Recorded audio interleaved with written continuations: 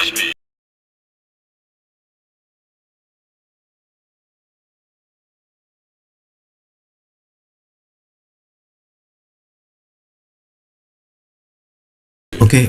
teman-teman. Kali ini saya pengen cerita. Sebenarnya kemarin itu sempat 3 hari yang lalu atau beberapa hari yang lalu itu saya dari nganterin orang yang pengen belajar ke Sopeng. Nah, anehnya orang ini yang dianterin ini perempuan sendiri, dan perempuan ini itu berasal dari Malaysia. Jadi mohon maaf ya Mbak ya, maaf kalau saya cerita sedikit. Jadi singkat cerita gini. Ibu ini itu menghubungi saya via telepon, dan itu ngomongnya itu cepet banget, itu nggak nyampe 1 menit. Dia cerita bahwa dia tertarik, pengen belajar ke sana katanya. Nah oke, saya tanggepin biasa aja gitu kan. Nah singkat cerita 15 hari kemudian dia itu ngechat. Dia bilang 3 hari ke depan itu saya akan berangkat ke Makassar, dan dia itu dari Malaysia. Ya saya pikirnya awalnya itu bercanda, ya ngapain jauh banget ya dari Malaysia ke Makassar hanya buat untuk belajar seperti itu. Nah tapi ternyata bener, ibunya itu bener sampai. Bahkan saya arahkan dari Nunukan itu harus kemana, ke Makassar, terus ke Makassar itu harus kemana. Dan saya siapin juga hotel di sana kan, di depan Mall Panakukang biar dekat aksesnya. Apalagi perempuan kan nanti takut kalau hotelnya yang sempit atau terpencil tempatnya. Jadi saya kasih hotel yang murah, dan itu di tengah kota, di depan Hotel Panakukang. Dan besok paginya kita berangkatlah ke Sopeng. Dan setelah itu ya udah selesai semuanya. Seperti itu. Singkat banget sih sebenarnya. Dan yang saya salutkan dari ibu itu cuman gini. Kok bisa ya jauh banget ya datangnya dari Malaysia tuh ke Sopeng buat belajar. Jadi betul-benar butuh niat yang luar biasa sepertinya. Seperti itu. Nah terus saya pengen bilang nih seperti ini. Kan selama ini itu udah ratusan orang yang nelpon ya tentang masalah Sopeng itu. Tapi kebanyakan yang nelpon itu kok kebanyakan yang udah pernah kesana ya. Udah pernah kesana dan salah tempat. Nah alhasil saya mikirnya gini, mungkin saya nggak pernah sampaikan di video sebelumnya ya, 1, 2, 3 itu saya nggak pernah sampaikan bahwa ketika orang pergi belajar ke sana itu kan mau keempat guru ini, keempat pengajar ini, sebenarnya semuanya itu bagus menurut saya. Semuanya itu bagus. Cuman bedanya apa ketika saya nganterin orang sama dia pergi sendiri? Seperti ini. Ketika orang pergi belajar ke sana, dia udah ngeluarin duit nih banyak.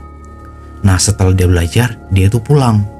Nah permasalahannya, ketika orang ini pulang sudah sampai di Makassar misalkan, sudah sampai di kotanya kan, ya kita nggak tahu di belakangnya dia itu, di belakangnya gurunya itu yang ngajarin dia itu, apa bener-bener ngerjain semua persyaratan dan hal yang harus dilakukan. Contoh nih ya, saya kasih contoh. Misalkan dia harus potong kambing nih, dia harus potong kambing sebanyak 3 kali. Apakah yang ngajarin ini bener-bener potong kambing apa enggak? Ya karena kalau menurut saya ya, itu yang nggak jadi itu karena nggak dikerjain dari gurunya. Jadi mungkin gurunya mikir ya dia juga udah pulang orangnya, ya maaf ya, ini mungkin aja ya, guru orangnya udah pulang, dia juga udah bayar, ya udah mungkin nggak dikerjain menurut saya. Jadi kenapa 1, 2, udah 3 orang yang saya antar langsung ke sana? Saya bilang kayak gini nih, ketika saya antar langsung ke sana, keluarga saya di sana itu akan bilang ke tempat orang yang belajar itu, ini keluarga saya. Jadi tolong jangan dikasih salah-salah, jangan dibodoh-bodohin lah kayak gitu. Dan setelah kita balik dari Sopeng, om saya kah atau sepupu saya di Sopeng itu harus make sure, harus pastiin bener-bener orang yang ngajarin ini itu ngerjain yang potong kambing dan lain-lain, supaya kita nggak ngeluarin duit sia-sia. Karena dari kemarin ternyata masih banyak yang kesana itu ya maaf dibodoh-bodohin mungkin, atau salah tempat seperti itu, tanda kutip ya. Nah, karena ada juga yang nelpon, saya nggak sebut nama, setelah lihat video saya yang pertama, baru 2 hari kemudian itu udah langsung berangkat ke Sopeng. Tapi ternyata salah, buang-buang waktu kan, buang-buang duit juga, karena belum tentu itu dikerjain. Tapi saya sendiri pribadi nggak pernah ngotot buat nganterin orang, karena kan semua yang nelpon saya bilang gini, saya posisinya di Makassar. Kalau ada yang mau ke sana dan posisinya dekat dan mau langsung ke sana, nggak ada masalah, tinggal saya arahkan via telepon. Tapi kalau misalkan dia pengen diantarin, ya kenapa nggak saya anterin, seperti itu. Jadi jelas bedanya ya, kenapa apa bedanya antara saya antar sama enggak. Tapi kalau kalian mau datang ke sana sendiri, itu juga nggak ada masalah, itu tetap bagus juga.